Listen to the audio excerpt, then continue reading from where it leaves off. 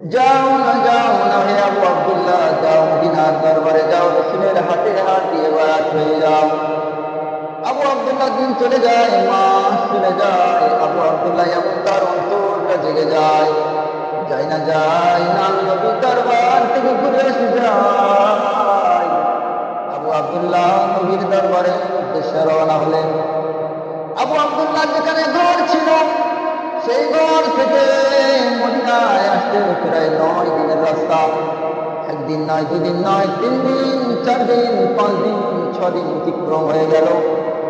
7 দিনের মাথায় আবু আব্দুল্লাহ মদিনা এবং মক্কার গেটের ওখানে রওনা হলেন। ওখানে উপস্থিত হলেন আবু আব্দুল্লাহ। যত কিছু সামান জানোয়ার টুকরো ছিল সেখানে কিছুক্ষণ রাখলেন বিরতি।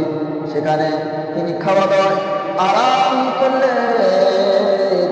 আরাম করার পর তিনি দেখতে পাচ্ছেন মদিনা থেকে এক দ্রুত অশ্বারোহী ঘোড়া সহ এক কাফেলা তার দিকে আসতেছে। আবু আব্দুল্লাহ দেখে কিছুক্ষণ অপেক্ষারত হইলেন।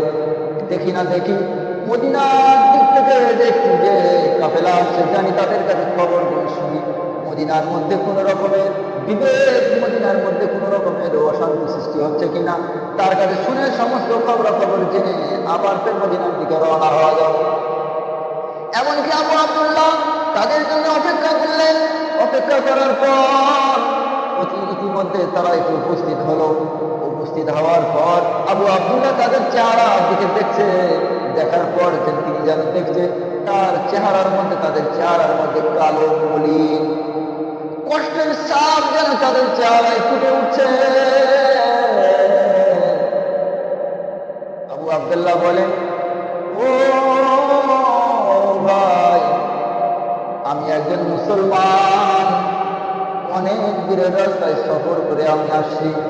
আমি রাহমাতুল লিল আলামিন নবী মুহাম্মদ মুস্তাফা সাল্লাল্লাহু আলাইহি ওয়াসাল্লামের হাতে হাত দিয়ে আমি বায়াত হব। এই আশা উদ্দেশ্য নিয়ে এই 9 দিনের রাস্তা সফর করে আমি আজ মদিনার গেটে উপস্থিত হলাম। আমাকে এমন কোনো খবর দিও না যা আমি খুব কষ্ট পাই।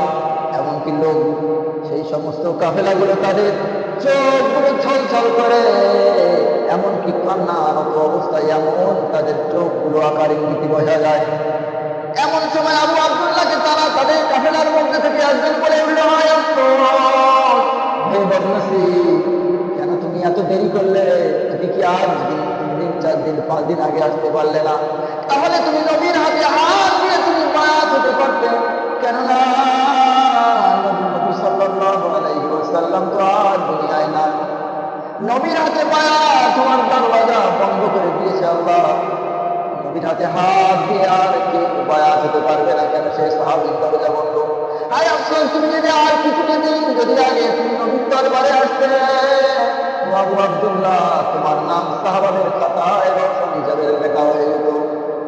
এ আবু আব্দুল্লাহ, তুমি আসতে পারলে না, হায় তোমার মতো দুর্ভাগা আর কি আছে?